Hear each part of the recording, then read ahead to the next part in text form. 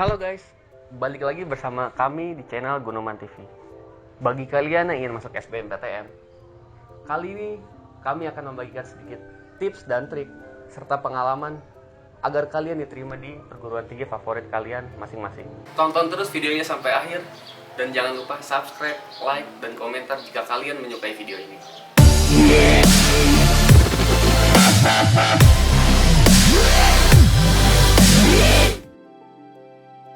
Ya, jadi kali ini saya sudah bersama dengan seorang pejuang SBMPTN, seorang narasumber. Dia adalah Dava Nur Adli. Beliau sudah berhasil menempuh jalur SBMPTN di perguruan tinggi favorit beliau. Mas, bisa diceritakan Mas pengalaman untuk dibagikan ke teman-teman? Baik, pengalaman untuk SBM-nya ini sebenarnya berawal dari SMA kan. SMA ini emang pengen banget untuk merantau gitu, untuk mandiri. Kan secara pribadi juga laki-laki. Nah, waktu itu emang kepikiran pengen ke Malang gitu kan. Dari kelas 10 cuma pengen ke Malang karena rasa Malang ini tuh enak gitu untuk ditinggal untuk dijadikan tempat tinggal setelah SMA gitu kan. Terus masuk ke kelas 11, ada tetangga yang masuk sana jadi termotivasi lagi kan untuk dapat ke situ. Tapi waktu selama kelas 12 kayak motivasinya bubar aja gitu.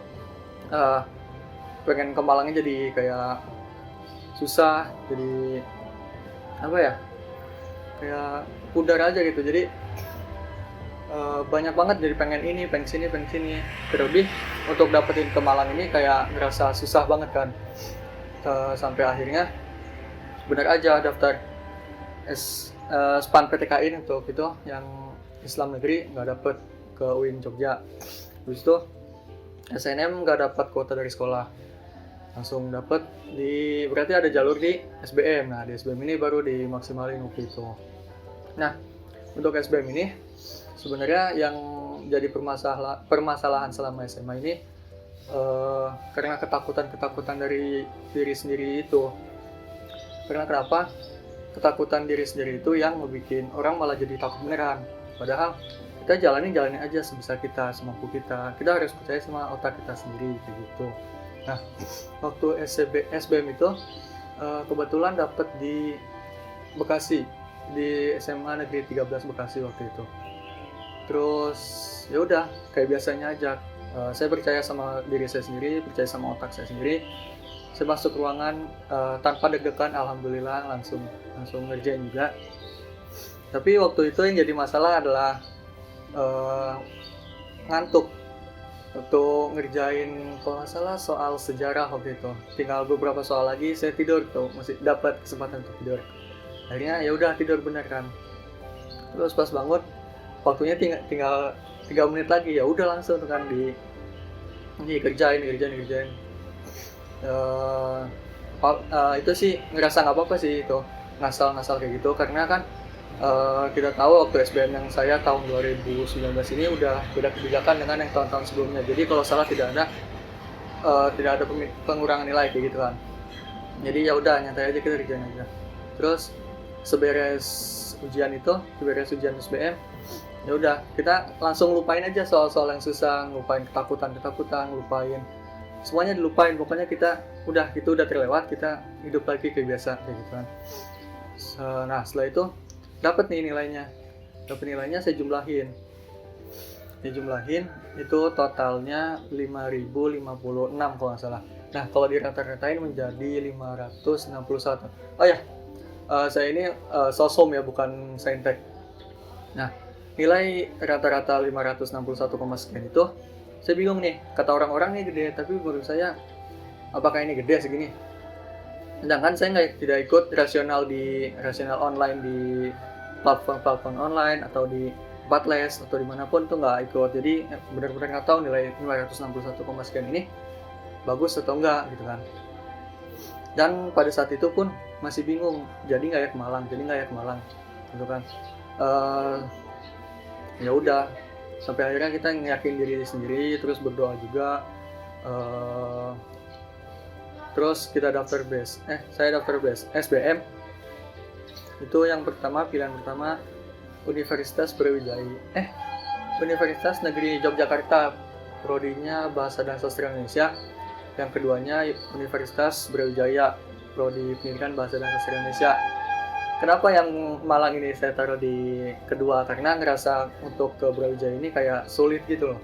Kayak, Brawijaya ini kayak gede banget, gitu. Kayak kampus elit banget kan gitu. Terus setelah daftar, ya udah kita lupain lagi, kita hidup kayak biasa lagi. Nah, pas pengumumannya ini nih yang bikin bergetar gitu. Waktu itu pengumuman jam 3 sore. Nah, dari pagi udah coba terus untuk lupain, untuk nggak mikirin. Tapi ya mau gimana, namanya juga kita salah satu pejuang yang pengen masuk PTN kan. Jadi kepikiran juga. Nah, 10 menit sebelum jam 3 itu benar-benar gak enak banget ngerasanya diri ini. Kayak mual gitu, mau makan juga gak enak, mau ini gak enak, begitu gak enak gitu kan. Sampai akhirnya yaudah kita buka. Nah, waktu itu kebetulan ngebukanya kan dari beberapa web. Nah, saya ini nggak tahu kan waktu itu kalau emang dari banyak web. Sampai akhirnya dibantu sama tetangga ini kan, di chat sama dia, Dev, ayo coba kita buka ke rumah gua aja gitu kan. Ya udah, saya langsung sana kan, berangkat ke rumah tetangga. Terus dibuka, hasilnya hijau gitu kan, Universitas Brawijaya. Jadi kan Bahasa dan Sastra Indonesia itu kayak senang banget, tapi tetap diwajarin gitu kan, senormal-normalnya. Nggak pengen terlalu berlebihan senangnya juga kan. Tapi yang terjadi pada saat itu speechless aja gitu, nggak percaya kalau ternyata Dava ini bisa masuk ke situ gitu. Oh, banyak juga ya suka dukanya. Alhamdulillah lah, banyak banget. Nah, ini Mas, mungkin Mas bisa membagikan ke teman-teman nih tips atau triknya gitu biar kita masuk ke perguruan tinggi negeri. Oke. Kalau untuk tips dan trik, kalau dari pribadi saya kan, saya tidak ikut les, tidak ikut bimbel apapun. Jadi percaya aja sama otak sendiri, percaya aja sama diri sendiri kayak gitu kan. Jangan sia-siain di kelas nih, untuk kelas 10, kelas 11 yang masih ada beberapa tahun lagi. Itu jangan sia-siain di kelas. Karena kenapa? Oke lah, kalian mau bandel di luar, mau ngapain, mau nggak belajar di luar, di rumah mau enak-enak aja. Tapi di kelas coba dimaksimalin, kayak terus perhatiin guru, terus materinya harus masuk. Usahain untuk keluar kelas itu materinya tidak tertangkap, otak kita nggak kosong sama sekali kayak gitu. Terus jangan takut, intinya jangan takut. Kalau takut itu malah ngebuat kita down sendiri, itu sih. Mungkin kalau tips belajarnya gitu Mas, ada nggak? Kalau tips belajar ya, waktu dulu kalau nggak salah saya belajar itu kayak semaunya saya aja, artinya ketika saya termotivasi untuk belajar, oke, saya langsung belajar. Kita lepas handphone. Kalau nggak lepas handphone, oke lah, handphone ada di sebelah kita, tapi datanya matiin. Karena apa? Waktu belajar dan terganggu, ada misal chat masuk atau notif masuk yang banyak kayak gitu kan, bakal terdistract juga, terganggu juga. Jadi fokusnya buyar kan. Makanya salah satu pengganggu ini handphone sebenarnya. Terus kalau untuk jamnya itu masing-masing sih, orang pengen belajar berapa jam itu terserah. Tapi kalau dari saya, selagi kita masih termotivasi untuk belajarlah. Jangan kita paksain diri sendiri kayak gitu. Misal kita belajar dalam 1 jam ini udah maksimal, terus masuk ke jam keduanya kita udah capek. Nah, itu jangan dipaksain. Karena apa? Karena percuma, nanti kita belajar tapi materinya nggak masuk kayak gitu.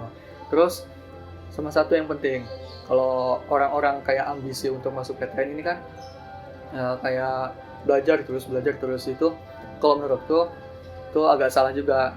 Kayak terlalu memaksakan diri. Cobalah untuk ngasih hadiah ke diri sendiri, kayak jalan-jalan, kayak makan, kayak hangout, kayak sama teman-teman atau apa gitu. Jadi kita memperistirahatkan otak lah gitu, nggak ditekan terus. Sekian diskusi saya dengan Dava Nur Adli. Banyak poin yang dapat kita petik dari hasil diskusi kali ini ya, yaitu Ada 4 tip dan 1 trik. 4 tip. Yang pertama itu percaya pada diri sendiri. Yang kedua, maksimalkan waktu belajar di kelas. Yang ketiga, jangan terlalu memaksakan belajar di rumah. Yang keempat, sediakan waktu refreshing. Untuk trik dalam melaksanakan SBMPTN, yaitu memaksimalkan pelajaran yang disukai. Terus digali, dan digali. Jadi buat adik-adik yang mau melaksanakan SBMPTN tahun 2020, pokoknya jangan patah semangat. Terus berusaha. Ikutilah tips dari Dava Nur Adli ini, siapa tahu Anda berhasil. Pokoknya jangan patah semangat, berjuang, dan berjuang.